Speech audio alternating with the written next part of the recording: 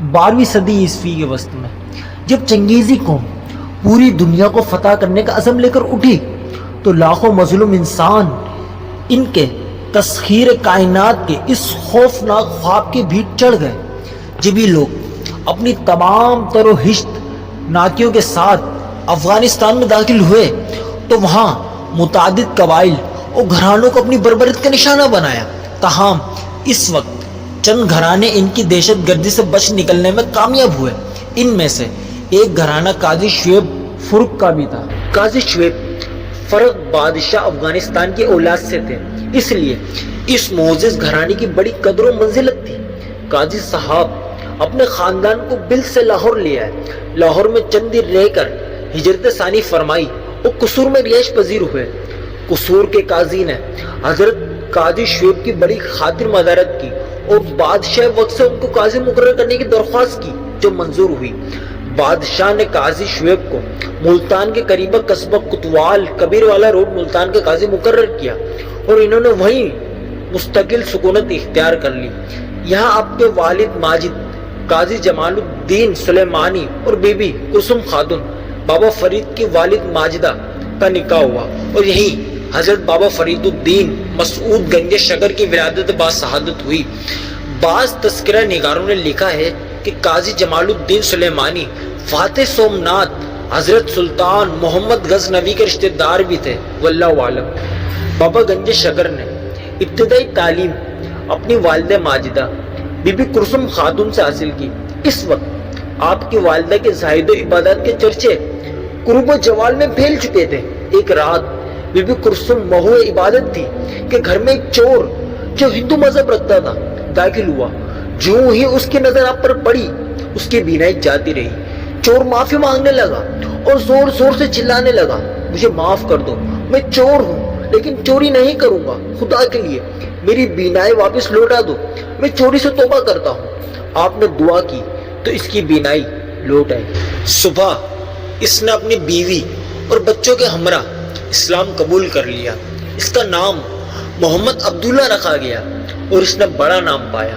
ایسی نیک اور پاکیزہ سیرت خاتون نے حضرت بابا فرید کے دل میں بچپن میں ہی عشق الہی کی ایسی چنگاری سلگائی کہ جس نے فرید کے جسم اور روح کو بہت جلد نور الہی سے بھر دیا۔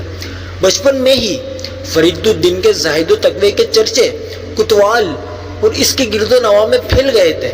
مزید تعلیم کے لیے آپ والدہ سے اجازت لے کر ملتان روانہ ہو گئے، جہاں حضرت شیخ منہاج الدین ترمذی کے مدرسے میں داخل ہوئے۔ یہاں آپ نے قرآن اور حدیث کی تعلیم مکمل کی۔ یہی مسجد تھی جہاں آپ ہر رات ایک قرآن ختم کرتے اور صبح دینی تعلیم حاصل کرتے۔ ایک روز ملتان کی منہاج الدین ترمذی کی جامع مسجد میں بیٹھے حضرت فرید الدین فقہ کی کتاب پڑھ رہے تھے، نافع کا مطالعہ کر رہے تھے کہ اچانک ایک درویش مسجد میں داخل ہوئے اور آتے ہی فرید الدین سے سوال کیا، صاحبزادے کس کتاب کا مطالعہ کر رہے ہو؟ عرض کیا، حضور نافع پڑھ رہا ہوں۔ فرمایا، یہ کتاب آپ کو ضرور نفع دے گی۔ درویش جب یہ دعا کر رہے تھے تو فرید الدین کی نظریں درویش سے دو چار ہوئی۔ آپ اٹھ کھڑے ہوئے اور عرض کیا، جو نفع آپ کی فیض نظروں سے حاصل ہوگا وہ بھلا اس کتاب میں کہاں؟ فوراً درویش کے قدموں میں گر پڑے اور عرض کیا، حضور جس کو آپ قبول کرتے ہیں وہ ہمیشہ مقبول ہو جاتا ہے اور آپ کی برکت سے کوئی مایوس نہیں ہوتا۔ آپ جس ذرے پر توجہ دیں چاہے وہ ایک لمحے کے لیے ہی کیوں نہ ہو، ہزار صورت سے تابناک بن جاتا ہے۔ بعد ازاں آپ اس درویش کے ساتھ ہو لیے جن کا اسم گرامی حضرت خواجہ قطب الدین بختیار کاکی تھا۔ حضرت خواجہ قطب الدین فرید الدین کے ساتھ دہلی روانہ ہوئے۔ روایت کے مطابق حضرت بابا صاحب ملتان میں ان سے بیعت ہوئے، لیکن دوسری روایت یہ بھی ہے کہ حضرت خواجہ قطب الدین نے فرمایا، زہد و علم خام ہوتا ہے، اس لیے کچھ عرصے تعلیم ظاہری کے تحصیل مکمل کرو، پھر ہمارے پاس دہلی آ جانا۔ اس دوران آپ نے 5 سال مختلف ممالک میں حصول علم میں صرف کیے۔ اس کے بعد آپ دہلی میں حضرت خواجہ قطب الدین بختیار کاکی کی خدمت میں حاضر ہوئے۔ خواجہ صاحب آپ کو دیکھ کر بہت خوش ہوئے اور حاضرین اور مریدین کے سامنے ارشاد فرمایا، مولانا فرید اپنا کام ختم کر کے میرے پاس آیا ہے اور پھر 3 روز بعد آپ کو اپنی بیت سے مشرف فرما کر کلاہ 4 کی ترقی عطا فرمائی۔ پھر ایک دن آپ کو مخاطب کر کے فرمایا، اے فرید، جب تک تھوڑا نہ کھائے گا درویشی کا جوہر تجھ میں ہرگز پیدا نہ ہوگا، کیونکہ درویش وہ ہے جس نے نیند کو اپنے اوپر تقریباً حرام کر لیا ہو، زبان گونگی کر لی ہو، کھانا درختوں کے پتوں کا کھایا ہو، صحبت خلق کو مارے آستین شمار کیا ہو۔ ایسے ہی درویش صحبت خدا بندی تک پہنچ سکتے ہیں۔ ان دنوں کہ جب آپ دہلی میں خدمت مرشد کی سعادت حاصل کر رہے تھے، سلطان الہند خواجہ خواجگان حضرت خواجہ غریب نواز معین الدین چشتی اجمیری دہلی تشریف لائے۔ خواجہ قطب الدین بختیار کاکی ان کے استقبال کو جانے لگے۔ آپ نے ارشاد فرمایا، اے فرید، بڑے خواجہ صاحب تشریف لا رہے ہیں، کیا تم بھی میرے ساتھ نہیں چلو گے؟ آپ نے عرض کیا، حضور، ایک ہی دل تھا جسے آپ کے قدموں میں ڈال دیا، اب ان کی نظر کے لیے دوسرا دل کہاں سے لاؤں گا؟ چنانچہ کمال ادب کی وجہ سے آپ نہ گئے۔ حضرت خواجہ غریب نواز نے قطب الدین سے پوچھا کہ مولانا فرید کیوں نہیں آئے؟ عرض کیا، حضور، شاید کمال ادب کی وجہ سے نہیں آئے۔ خواجہ نے فرمایا، چلو ہم خود ان کے پاس چلتے ہیں۔ چنانچہ دونوں حضرات آپ کے پاس پہنچے تو آپ محو عبادت تھے۔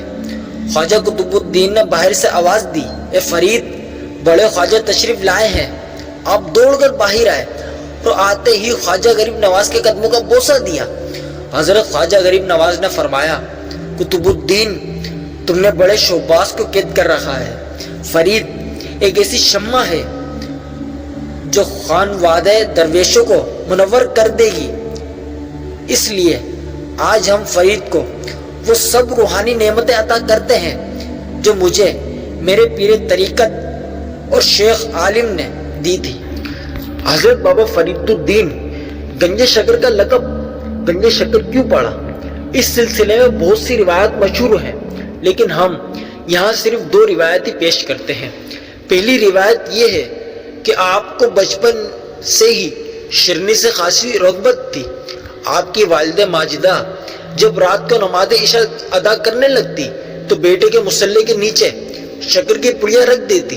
ایک دن بابا فرید نے پوچھا، کیا نماز پڑھنے سے شکر ملتی ہے؟ فرمایا کہ ہاں، اس طرح آپ روزانہ نماز ادا کرتے اور مصلے کے نیچے سے پڑیاں اٹھا لیتے۔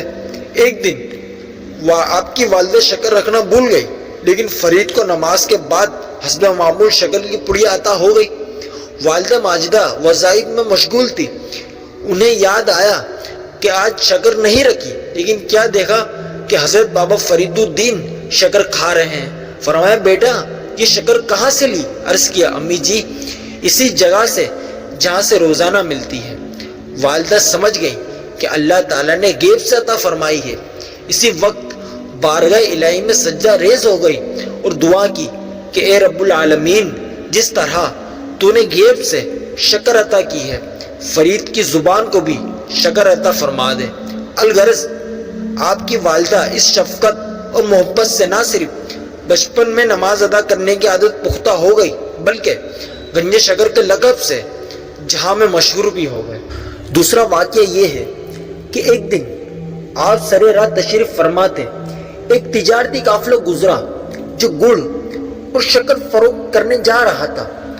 آپ نے ان سے پوچھا کہ ان اونٹوں پر جو بورے لدے ہوئے ہیں، ان میں کیا ہے؟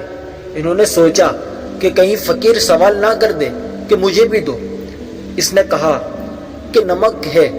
جواب فرمایا کہ نمک ہی ہوگا۔ جب یہ قافلہ منڈی پہنچا تو دیکھا کہ سب کا سب گڑ اور شکر نمک بن چکا ہے۔ سب کو تعجب ہوا اور کہا کہ ہو نہ ہو یہ اسی درویش کی زبان کا اثر ہے۔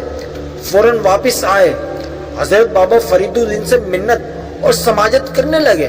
حضرت بابا، بہت نقصان ہوا ہے ہمارا، بورے گڑ اور شکر سے بھرے ہوئے تھے وہ نمک ہو چکے ہیں، دعا فرمائیں کہ وہ گڑ اور شکر ہو جائے۔ فرمایا جھوٹ بولنا اچھا نہیں ہے، جاؤ وہ شکر تھی تو شکر ہی ہوگی۔ چنانچہ تمام بورے گڑ اور شکر کے ہو گئے۔ ایک دفعہ آپ کو مرشد نے حکم دیا کہ فرید چلہ موقوس کرو، یعنی پاؤں باندھ کر کسی کنویں میں لٹک کر 40 راتیں عبادت کرو۔ اس عبادت کی شہرت نہ ہو۔ آپ اپنے مرشد کے حکم کی تکمیل میں کسی ویران سی جگہ کی تلاش میں کوتوال سے ہوتے ہوئے اوج شریف پہنچے۔ اوج شریف کی ایک مسجد وحاج کے ساتھ ایک کنواں دیکھا۔ ویران سی جگہ تھی، وہیں ڈیرا لگا لیا۔ اس مسجد کا مؤذن شیخ رشید الدین مینائی تھا، جو ہانسی کا باشندہ تھا۔ آپ کا عقیدت مند بھی تھا۔ چند دن تک اس کو اعتماد میں لے کر رازدان بنا لیا۔ وہ آپ کو عشاء کی نماز کے بعد کنویں میں الٹا لٹکا دیتا اور صبح اذان کے وقت باہر نکال لیتا۔ یوں آپ نے اوج شریف میں 40 رات کا چلہ موقوس مکمل کیا۔ حضرت بابا فرید الدین گنج شکر نے دین اسلام اور سلسلہ چشتیہ کے لیے جو خدمات انجام دی ہیں، ان کی نظیر نہیں ملتی۔ سید نصیر احمد جامی اپنی کتاب تذکرہ حضرت بابا فرید الدین گنج شکر میں لکھتے ہیں، حضرت بابا فرید الدین نے نہ صرف پنجاب بلکہ تمام دنیا اسلام میں دین اسلام کی تبلیغ اور اشاعت فرمائی۔ اس کے علاوہ آپ نے 2 مرید اور خلفاء حضرت علاؤ الدین علی احمد صابر اور حضرت خواجہ نظام الدین اولیاء محبوب الہی جیسے بزرگوں کی تربیت کر کے سلسلہ چشتیہ کو وسیع اور مستحکم بنیادوں پر کھڑا کیا۔ اشاعت اسلامی میں جتنی کامیابی حضرت بابا فرید کو ہوئی، وہ پورے بر اعظم اور پاک و ہند کے کسی دوسرے بزرگ کو شاید ہی نصیب ہوئی ہوں گی۔ مغربی پنجاب کے کئی بڑے بڑے قبیلے ان کے ہاتھوں پر مسلمان ہوئے، مثلا راجپوت، جٹ، سیال، ڈڈی، خرل، کھوکھر، جلمیری، راٹھوڑ، کاٹھے وغیرہ۔ پنجاب کے عوام میں کامیابی اشاعت اسلام کے علاوہ بابا فرید نے بڑے بڑے صاحب سطوت بزرگوں کی بھی تربیت بھی کی تھی۔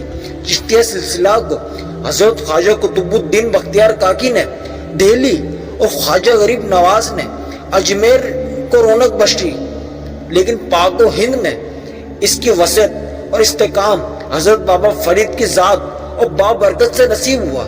اس لیے آپ کو سلسلہ چشتیہ کا بانی اور ثانی بھی کہا جاتا ہے۔